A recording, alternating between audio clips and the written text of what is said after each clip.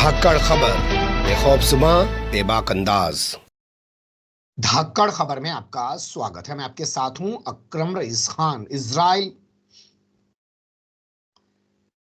धाकड़ खबर में आपका स्वागत है। मैं आपके साथ हूं अकरम रईस खान। वैश्विक हलचल, जी हां, वैश्विक हलचल का ताजा बुलेटिन लेकर एक बार फिर से आपके सामने हाजिर हो चुके हैं, जिसमें बात करते हैं देश दुनिया ही नहीं, गाजा, फिलिस्तीन, इजराइल और अब तो ईरान के साथ साथ लेबनान से जुड़ी हुई कुछ खास खबरों की। लेकिन सबसे ज्यादा इस वक्त चर्चा दुनिया में अगर कहीं की जा रही है तो वह है रूस और यूक्रेन जंग, जिसको आज 1000 दिन का वक्त पूरा हो गया है। और जिस तरीके से अमेरिका ने लंबी दूरी की मिसाइल चलाने की इजाजत यूक्रेन को दे दी है, उससे तीसरे विश्व युद्ध का खतरा, परमाणु हमले का खतरा पूरी दुनिया पर मंडराने लगा है। कैसे इस पूरे घटनाक्रम को या तमाम घटनाक्रम को देखा और समझा जा सकता है, इसी पर बातचीत करने की कोशिश करेंगे, क्योंकि हमारे साथ जुड़ने जा रहे हैं कृष्णकांत जी एनके जी, जो भारतीय वायुसेना के रिटायर्ड ऑफिसर हैं और जियो पॉलिटिक्स पर वाकई में अपनी पैनी और गहरी नजर रखते हैं। बहुत शुक्रिया सब वक्त देने के लिए। थैंक यू मिस्टर अकरम। खबर पुरानी है, लेकिन मैं अपने बुलेटिन की शुरुआत उसी से करना चाहता हूं। परसों प्रधानमंत्री नरेंद्र मोदी जहां पर मौजूद थे, उसके बाद वो कल ब्राजील में रहे और आज वो तीसरी जगह रवाना हो चुके हैं। लेकिन नाइजीरिया में जिस तरीके से उनकी उपस्थिति थी और उसको लेकर जो खबरें आ रही हैं कि महारानी एलिजाबेथ के बाद वो दूसरे ऐसे ऐतिहासिक पुरुष बन गए हैं जिनको नाइजीरिया ने अपने यहाँ का दूसरा सबसे बड़ा अवार्ड दिया है, ये तमाम चीजें लोग जान रहे हैं। कुछ कह रहे हैं ये दौरा क्यों कर रहे हैं, कुछ कह रहे हैं दौरा क्यों इन्होंने इन हालात में किया। लेकिन असल जो बात है मुझे लगता है अभी भी गायब है। क्या इन सब के पीछे कहीं अमेरिका है, जो बार बार अफ्रीका का दौरा किया जा रहा है भारत के प्रधानमंत्री की तरफ से? इसकी संभावना है। नाइजीरिया एक ही देश से बात करे तो हमारा संबंध उससे नरेंद्र मोदी के प्रधानमंत्री बनने के पहले ही से, करीब 4-5 वर्ष पहले से ही अच्छे संबंध आर्थिक रूप से ट्रेड वगैरह में काफ़ी बढ़ने लग गए थे मनमोहन सिंह के दौरान, और जो हाल फिलहाल तक कई बिलियन डॉलर के बराबर हो गए हैं और एक महत्वपूर्ण देश है। और अभी भी वह, इसके बावजूद कि अफ्रीका में एक एंटी अमेरिका, एंटी फ्रांस एक लहर चल रहा है साहेल रीजन और दूसरे क्षेत्रों में, ये नाइजीरिया और कुछ अन्य देश हैं जो कि पूरी तरह से अमेरिकी परस्त है। तो यह तो एक महत्वपूर्ण मसला है जहां पूरे विश्व में एक तरफ रूस के पक्ष में लोग आ रहे हैं, चूंकि वह बराबरी का अधिकार देने की बात करता है, सार्वभौमिकता की बात करता है, हर राष्ट्र के अध्यक्षों की उतनी ही इज्जत करता है, जो बड़े देश के हों या छोटे देश को, यह वो दिखा रहा है। इसके बावजूद कि वह भी एक पूंजीवादी देश है, लेकिन अमेरिकी साम्राज्यवाद से काफी मुलायम है और चीन भी उसके पीछे पीछे भागदौड़ मचा रहा है। एक तो यह पक्ष बनता है और उसमें पूरी कोशिश हो जा रही है कि भारत का अस्तित्व जो है जहां भी है, उसके आधार पे, उसके थ्रू वहां पे अमेरिकी पूंजी, भारतीय पूंजी तो जाहिर है, इसमें अंबानी अडानी हो, दूसरे लोग हो, अमेरिकी पूंजी, यूरोपियन यूनियन की पूंजी, ये सब पहुंचे और चीन को प्रतिस्पर्धा में दिखाया जाए। और यह एक महत्वपूर्ण मसला था। जहां तक महारानी एलिजाबेथ को मिला था 1969 में प्राइज मिला था, इनका है grand commander of the order of the Nigeria award. और इस अवार्ड के लिए देने की बात है तो पहले से बात चल गई हुई, अचानक नहीं होता कि भैया ये अवार्ड है हमें दे दो, या उन्होंने कहा कि हम आपको दे देंगे। और इस आधार पे जहां तक उनको कुछ ज्यादा फ्रीडम मिला होगा, कुछ टैक्स उनके सामान जो यहाँ पर आते हैं उस पर कम किया गया, जो हम लोगों को नहीं मालूम है। तो मुख्य मुद्दा मुझे लगता है वही है, व्यापार है। नंबर 2 इसमें है कि इन चीजों से हम अपने देश में इस आज की जो व्यक्तिवाद है उसको बढ़ाने की हम पूरी कोशिश कर रहे हैं। जी, मैं व्यक्तिवाद को भी साइड कर दे रहा हूं, मैं जो अवार्ड दिया है उसको भी साइड कर दे रहा हूं, लेकिन आपने जो बड़ा खुलासा किया और जो इशारा किया उस पर मैं चाहता हूं और आप थोड़ा बारीकी से बताएं। आपका कहना यह है कि भारत का पैसा तो लग ही रहा है, अमेरिका और यूरोप का पैसा लग रहा है, यानी कि अमेरिका और यूरोप के खिलाफ जिस तरीके से अफ्रीका देशों में गुस्सा बढ़ रहा है, अब वो लोग भारत के कंधे पर बंदूक लग के चला रहे हैं, इनके जरिए पैसा लगवा रहे हैं और नरेंद्र मोदी वहां पे अमेरिका के एक दूत के तौर पे काम कर रहे हैं कि तुम्हारा पैसा लगवा देता हूं। प्रत्यक्ष रूप से भले ही ना हो लेकिन अप्रत्यक्ष रूप से हो, और थोड़ा सा इसको बदलें। जैसे फ्रांस की सैनिक वहां पर ऑलरेडी थे, अमेरिकी सैनिक कई देशों में है, नाइजीरिया में है, नाइजर, माली वगैरह से इनको भगा दिया गया है, यूनाइटेड नेशंस की जो भी फोर्सेस से उनको हटा दिया गया है, और इनके भारी मात्रा में इनकी निवेश पूंजी लगी पड़ी थी। अब हटाने की बात आ रही है, कई जगह से हट रहे हैं, चाहे डायमंड का खजाना हो चाहे दूसरे हो। यह बता दूं कि अफ्रीका दुनिया में सबसे अधिक वहां धरती के नीचे वाले का वो है, बड़ी अच्छे अच्छे वहां पे यूरेनियम से लेके दूसरे डायमंड गोल्ड का खजाना वहां पे है, जिसके प्रति चीन वगैरह भी है। तो उसको हटाने की जो कोशिश कर रही है, हो सकता है उसमें बदलाव हो रहा है, मुझे नजर आ रहा है।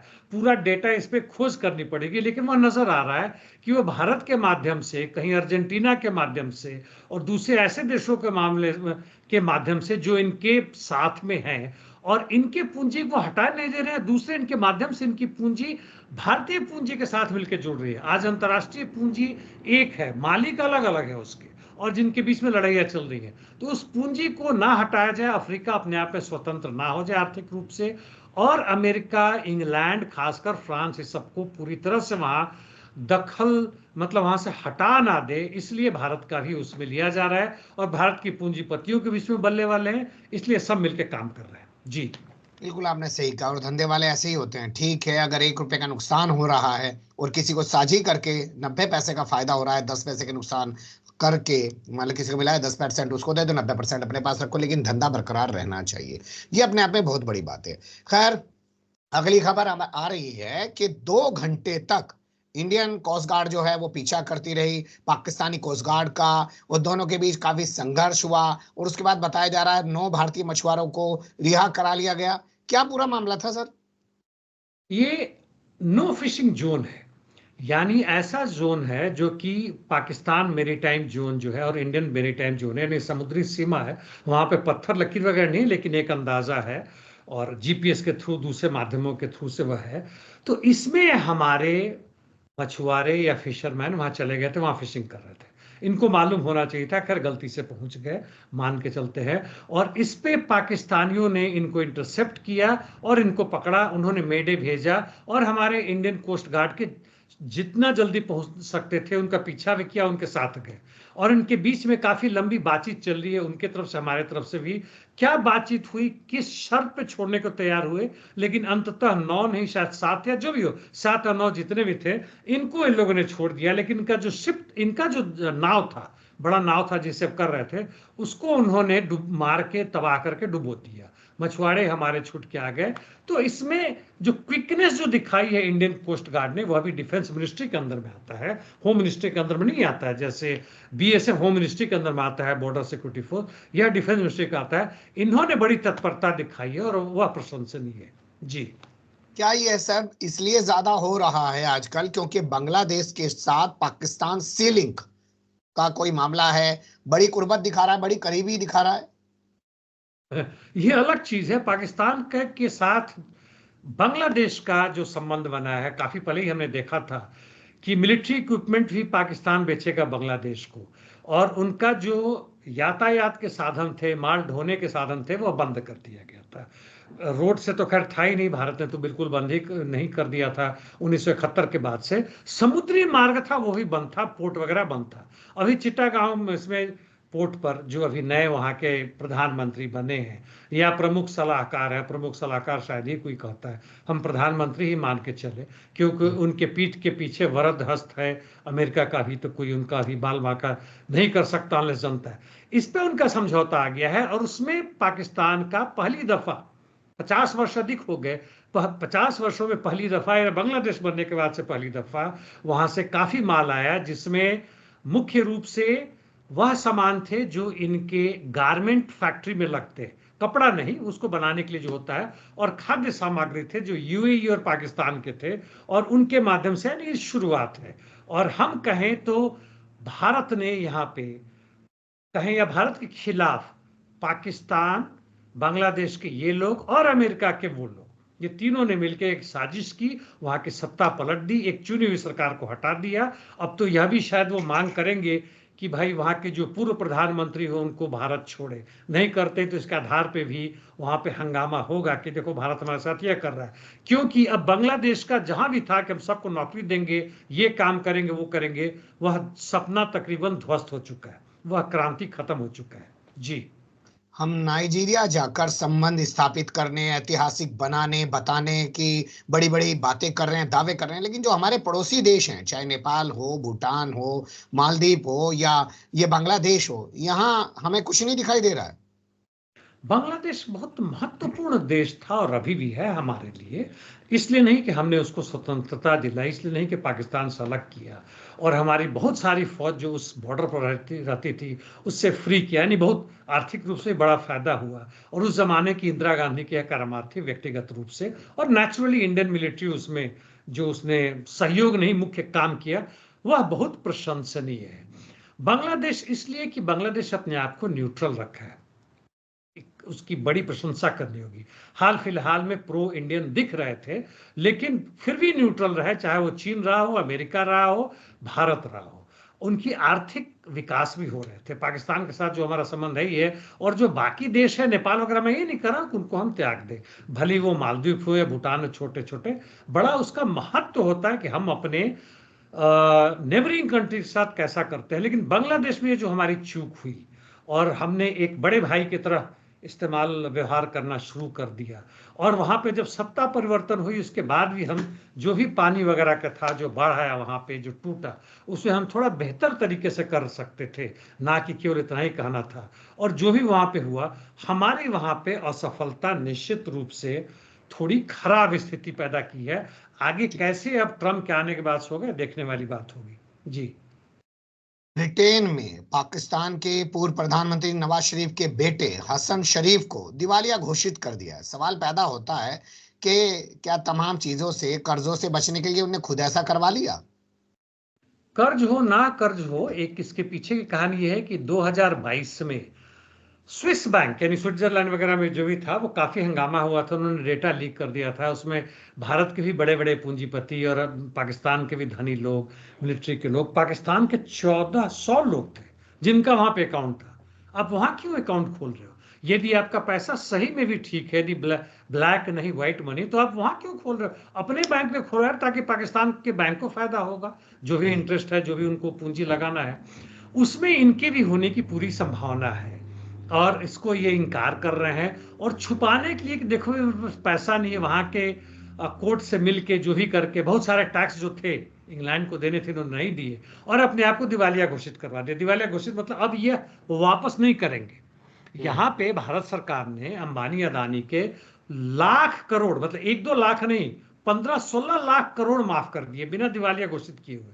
दिवालिया घोषित करने से होता है कि उनकी जो भी संपत्ति हम ले सकते थे अब वो भी नहीं ले सकते, हम माफ किया।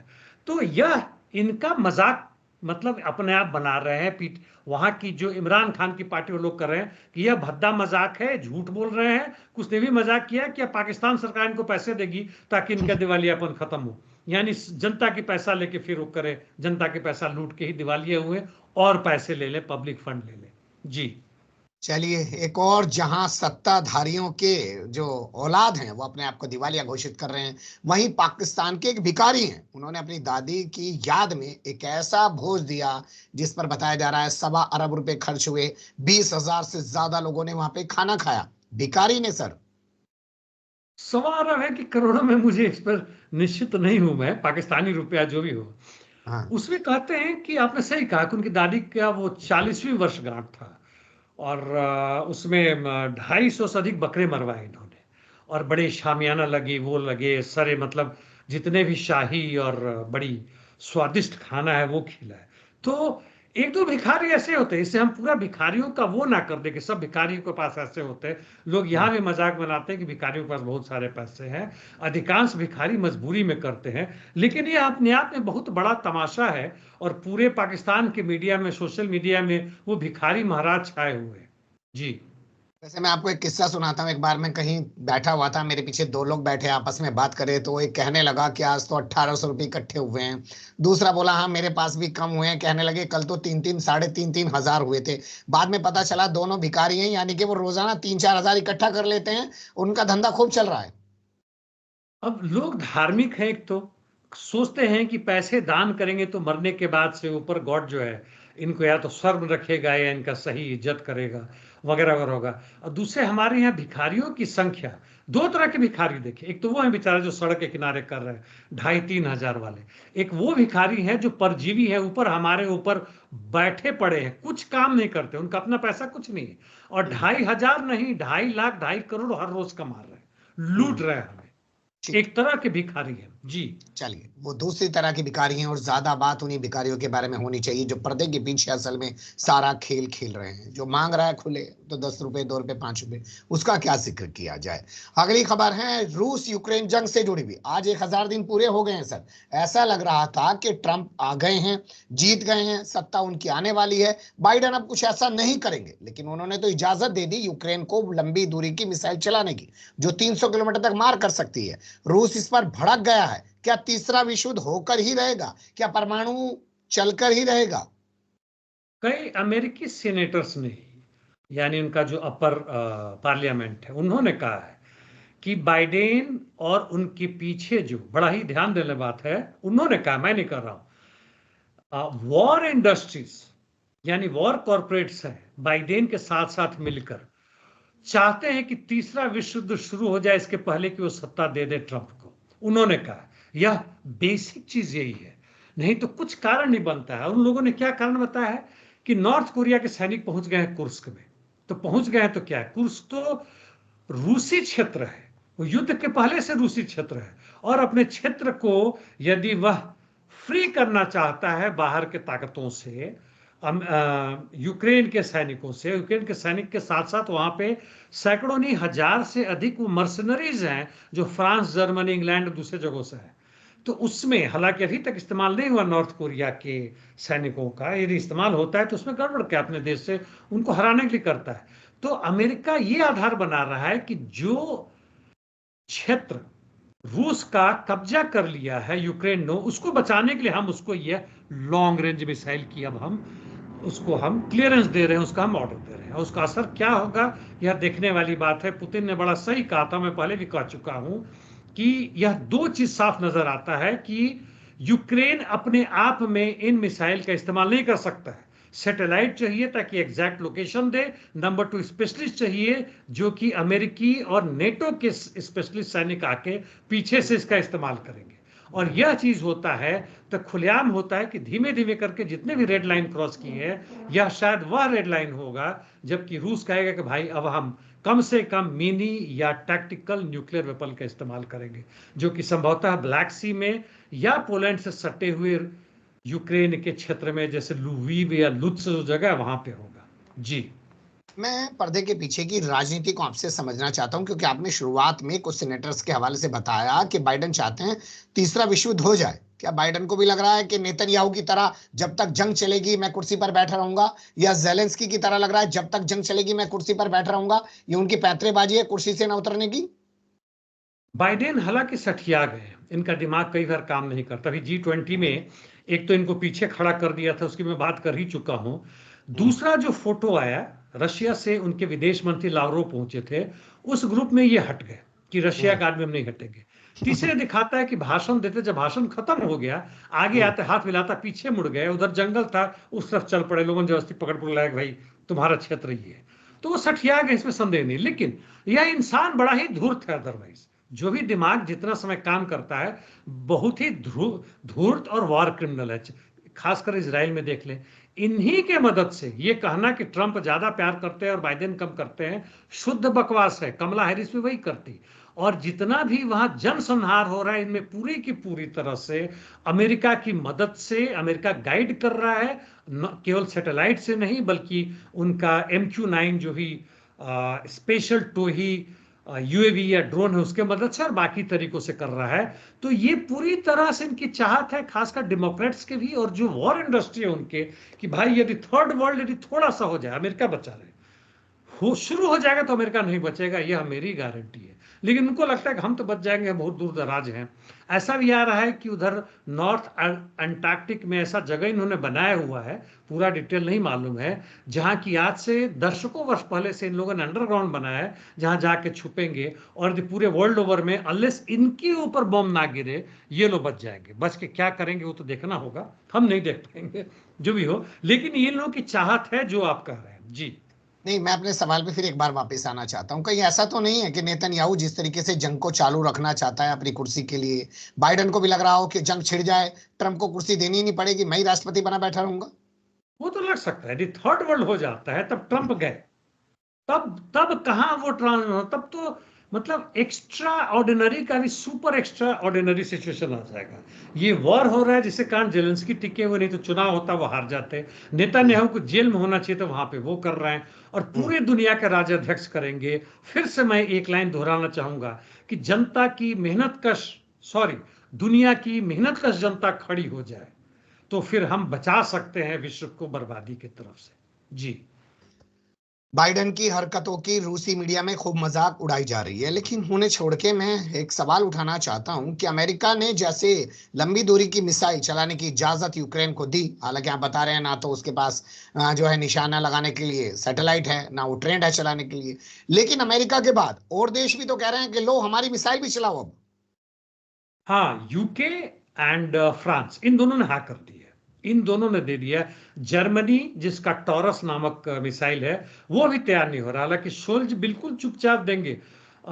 टॉरस नाम का है यूएवी जो है, ड्रोन्स है, वो सैकड़ों की संख्या में दे रहे हैं यूक्रेन को, वो उसमें पीछे नहीं है। लेकिन ये लॉन्ग रेंज का ना देने के यह भी कारण है कि जर्मनी के खुद के पास बहुत ज्यादा नहीं है। जर्मनी को नजर आ रहा है कि यदि आगे युद्ध बढ़ा और यदि हमारे पास इस तरह के मिसाइल नहीं हुए जो कि एंटी मिसाइल का भी काम कर सकते हैं, तो फिर क्या होगा। हमें अपने बचने के लिए उसकी जरूरत है, और यदि न्यूक्लियर वॉर आ रहा है तो उसके पास न्यूक्लियर बम है नहीं, तो उनको सैकड़ों के हजारों की संख्या में जरूरत पड़ेगी। हालांकि तकरीबन असंभव है कि रोक पाएंगे रूसी हाइपरसोनिक मिसाइल्स की, स्पेशली स्पेस से या जो अंडर वाटर से जो आ रहे हैं, फिर भी उनकी कोशिश होगी। इसके चक्कर में वो लोग अपना मिसाइल को बचा कर रखना चाहते हैं। जी चलिए, अब अमेरिका से जुड़ी हुई खबरें आपके सामने रखते हैं और पहला अपडेट है डेमोक्रेट्स के हवाले से। चुनावी हार के लिए एपेक जिम्मेदार है सर?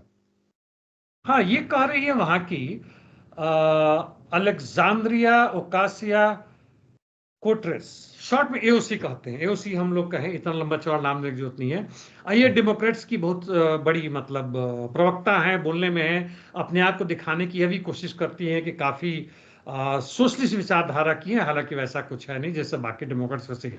लेकिन इन लोगों ने अपनी हार की जिम्मेवारी अब दूसरों पर डालना शुरू कर दिया है, और अभी आपने जो कहा इसकी है अमेरिकी Israel public affairs committee, AIPAC, जिसमें बेसिकली जियोनिस्ट रिजीम का कंट्रोल रहता है, और अमेरिका में काफी इनके बिलियंस ऑफ डॉलर्स इनके पास पैसे आ गए हैं, कहां से आए हैं वही जानते हैं। ये इसराइल को हर तरह से मदद करते हैं आर्थिक रूप से, जहां भी इसराइल के अगेंस्ट कुछ बात होता है वहां पहुंच जाते हैं, अपने गुंडे भी भिजवाते, सब करते हैं।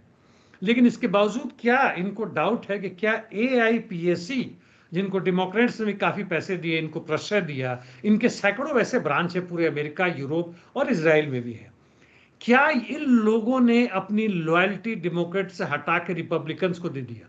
तो इसकी खोज तो डेमोक्रेट्स करेंगे, सरकार क्यों करेगी? जी बिल्कुल आपने सही कहा, लेकिन इसी के साथ जब चर्चाएं एक तरफ ये चल रही हैं कि रूस के खिलाफ लंबी दूरी की मिसाइल चलाने की इजाजत दे दी गई है, तो वहीं ट्रंप के सबसे करीबी और सबसे मजबूत योद्धा माने जाने वाले एलन मस्क को बताया जा रहा है कि वो रूस के साथ मिला हुआ है। अब ये लोग वो भी कुछ ना कुछ बहाना ढूंढ रहे हैं। हालांकि एलन मस्क ने पहले ही कहा था, यहां तक भी कहा कि जो मेरे खिलाफ इस तरह का दुष्प्रचार कर रहा है उसके ऊपर मैं एटम बम गिरवा दूंगा। पहले तो कार्रवाई करने की बात करती, अब एटम बम गिराने की बात कर रहे हैं। लेकिन लगता है कि एलन मस्क वो हर से संबंध बेहतर रखना चाहते हैं, क्योंकि वो धंधा करके दुनिया में इतना आगे बढ़ जाना चाहते हैं पैसे के मामले में कि कभी भी नंबर 2-3 ना हो, नंबर 2-3 इनसे काफी पीछे हट जाए। और अभी तो ये खुद मिनिस्टर भी बनने वाले हैं। जी खबरें चल रही हैं कि अवैध प्रवासियों की खैर नहीं है अमेरिका के अंदर, क्योंकि ट्रंप उनको लेकर सख्त कदम उठा सकते हैं और सेना तक को मैदान में उतार सकते हैं। हाँ, उनसे पूछा गया था किसी चैनल में, CNN या वहाँ का फॉक्स न्यूज़ में पूछा गया, तो इन्होंने कहा कि हम सेना की मदद लेंगे क्योंकि वो लाखों में है। और यदि ऐसा होता है तो ये हमारे लिए देखने की बात होगी कि ट्रंप के आने के बाद से यदि लाखों भारतीय भारतीय बहुत मात्रा में थर्ड है वहाँ के सबसे अधिक में, और इलीगल तो बहुत ज्यादा है जिसकी चर्चा हमने कल या परसों की थी, तो उसको हमारे देश की प्रधानमंत्री या कहें कि विदेश मंत्री या पूरी सरकार किस तरह से उनको मदद देती है, या क्या लाखों की संख्या में वहां से भगाना शुरू हो जाएगा, और कहीं ऐसा नहीं कि उनके खिलाफ दंगा फसाद हो जाए। यदि होता है तो वो कनाडा में भी फैलेगा, इंग्लैंड में फैलेगा, ऑस्ट्रेलिया में फैलेगा, न्यूजीलैंड में संभावना कम है, यूरोपियन यूनियन के अन्य कुछ देशों में भी फैल सकता है। जी।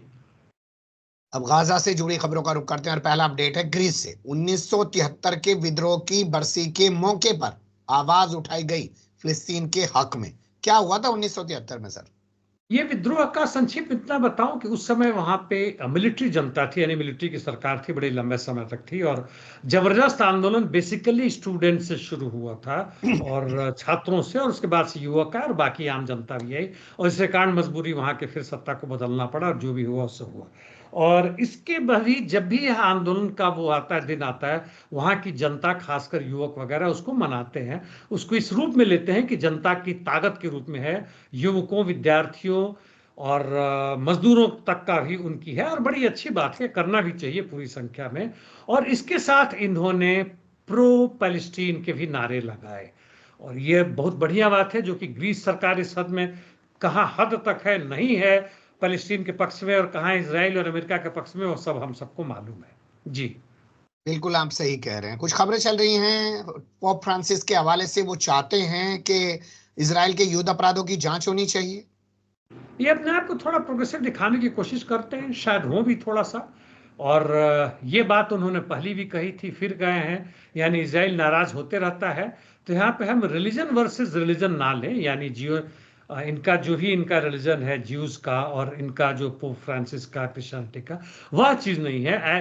एक धार्मिक गुरु होने के नाते यह कहते हैं कि पूरे विश्व की यह चिंता करते हैं, और वह दिखाने के चक्कर में ऐसी बातें करते हैं, हालांकि इनकी बात का कोई असर नहीं है।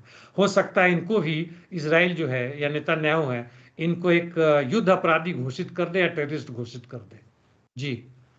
ये प्रधानमंत्री का जो करीबी गिरफ्तार हुआ है सर पेपर लीक मामले में, उसको लेकर ये खबरें क्यों चल रही हैं कि वो सुसाइड कर सकता है, उस पर खास निगरानी रखी जा रही है? चूंकि ये हालांकि इसराइल के अपने आदमी थे, बड़े आदमी थे, कहने के लिए तो बड़े आदमी थे, उनके स्पोक्स पर्सन थे, अब इनको उठा के जेल में डाल दिया, और यह गुस्से में है, तो एक ही आदमी से वह नेतन्याहू कि इनको क्यों नहीं बचाया।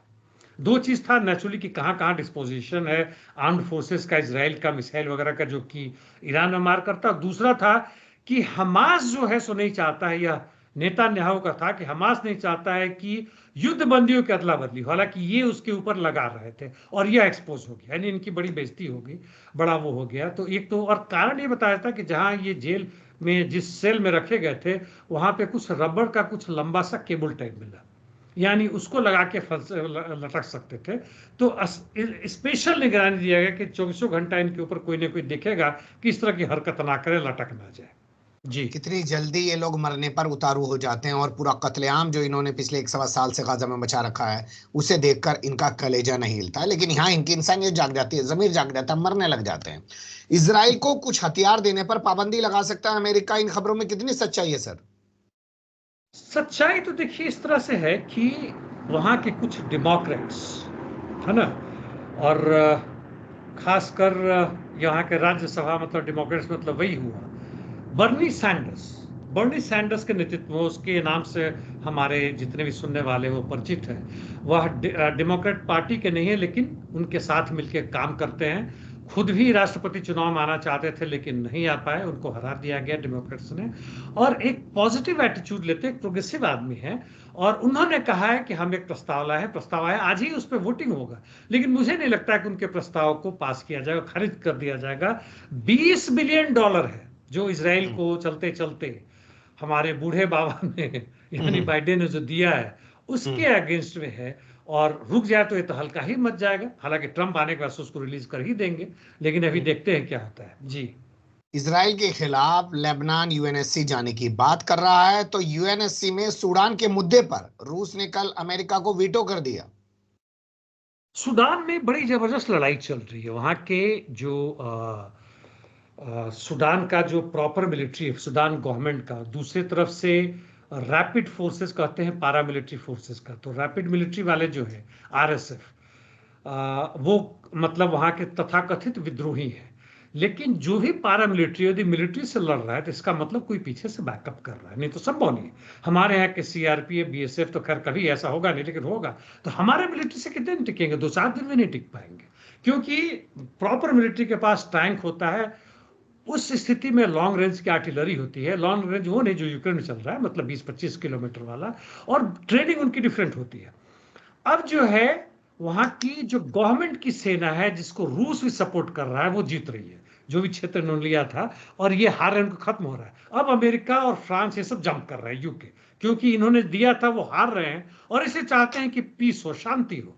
और उसमें जो 15 कंट्री हैं उसमें एक रशिया ही एकमात्र कंट्री था जो विरोध कर रहा था। यहां ध्यान देने वाला था, चीन भी अमेरिका के साथ मिलकर वहां युद्ध विराम की बात कर रहा था और कह रहा था युद्ध विराम करके जो भी मानवीय सहायता है, चूंकि बड़ी गड़बड़ हो रहा है, लोग मारे जा रहे हैं, वहां की करीब 1/4 आबादी विस्थापित हो चुकी है, इसलिए युद्ध रोका जाए। चीन रूस ने कहा कि नहीं, आप इजराइल में क्यों नहीं करवा रहे? आप कह रहे हैं कि हमास को खत्म करना है, तो यहाँ के या तो विद्रोही जो है वो आत्मसमर्पण करें, नहीं तो उनको खत्म किया जाए। और इस काम का सूडान के सरकार ने प्रशंसा की है, और इस काम से केवल सूडान ही नहीं, पूरे अफ्रीका में anti American, anti French, anti German जिसको बात कर रहे हैं, वो हवा और तेज होगी। जी चलिए देखते हैं, हर किसी का अपना मसला है, कोई कहीं जंगबंदी नहीं होने दे रहा है, कोई जंगबंदी के लिए दूसरी जगह पे कोशिश कर रहा है।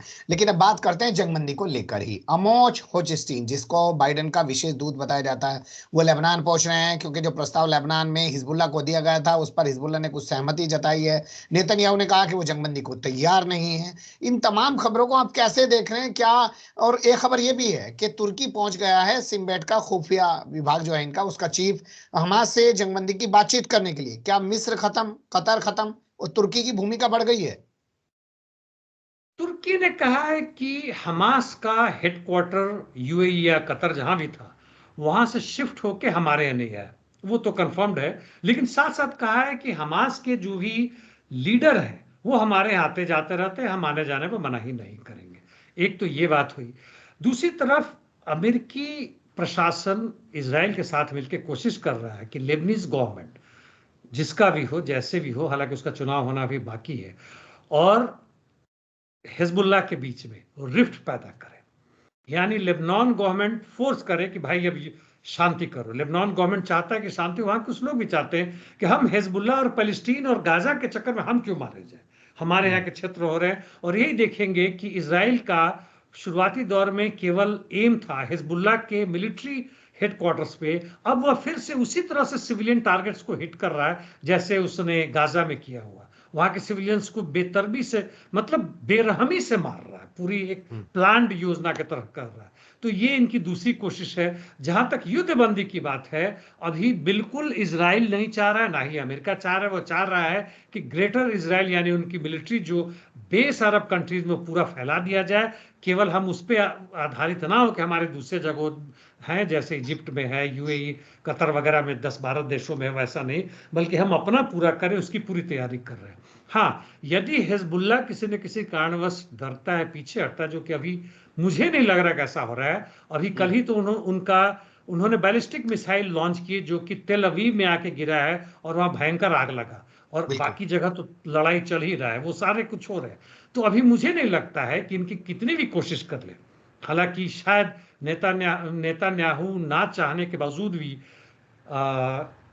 ट्रंप के आने के पहले डेमोक्रेट्स की पूरी कोशिश है बाइडेन को भूल जाए कि हम भी कुछ कमा ले, जाते जाते क्यों बुढ़ रहे हैं, हर जगह खत्म हो रहा है, लोअर सीनेट, अपर सीनेट, हर जगह खत्म हो रहे हैं। तो ये उनकी कोशिश है कि कुछ जो खत्म इज्जत हो रहा है उसको कुछ बचा ले, और उसी कोशिश में ये लोग भागदौड़ मचा रहे हैं, और कुछ नहीं है। जी, इसी खत्म और इज्जत बचाने की कोशिश के बीच एक सवाल उभर रहा है। हमारे यहाँ कहा जाता है, भाषा में आपने सुना होगा कि सांडों की लड़ाई हो रही है, झुंड का नुकसान हो रहा है। कहीं बाइडेन और ट्रंप के बीच मतलब एक चाह रहा है कि अभी करा दूं, एक चाह रहा है मैं आऊंगा तो मैं कराऊंगा। क्या उसके बीच गाजा और लेबनान में जंगबंदी नहीं हो पा रही है और नुकसान जनता का हो रहा है? बिल्कुल बिल्कुल आप सही कर रहे हैं। नुकसान जनता का क्या, गाजा में हालांकि पता नहीं हमास ऐसे हालत में कैसे टिका हुआ है। अभी भी कल उसने कल या परसों रफाह में उसने काउंटर अटैक किया और एक टैंक और 2-3 बुलडोजर उड़ा दिया। कई सैनिक भी मार गिराए उसने आईडीएफ के। ये सब काम चल रहा है, लेकिन इसकी पूरी कोशिश है डेमोक्रेट्स की कि जाते जाते जो ही जमीन बचा सके, और यदि कुछ न कुछ यदि हो जाता है तो कोशिश करेंगे कि यह जो ट्रांजिट, हालांकि बहुत मुश्किल, ऐसा नहीं हो पाएगा कि हम इसको अभी कुछ समय के लिए टाल दें। मुझे नहीं लगता कि हो पाएगा, लेकिन असंभव नहीं है। जी बिल्कुल आप सही कह रहे हैं, क्योंकि असंभव कुछ भी नहीं है। अमेरिका जब चाहेगा तो शांति तो स्थापित हो ही जाएगी, लेकिन लगता नहीं है कि बाइडेन के बस की ये सब है। बहुत शुक्रिया, आपने बहुत बारीकी से तमाम चीजों पर रोशनी डाली। फिर आपके साथ किसी और मुद्दे पर जुड़ने की कोशिश करेंगे। धन्यवाद। Thank you mister Akram.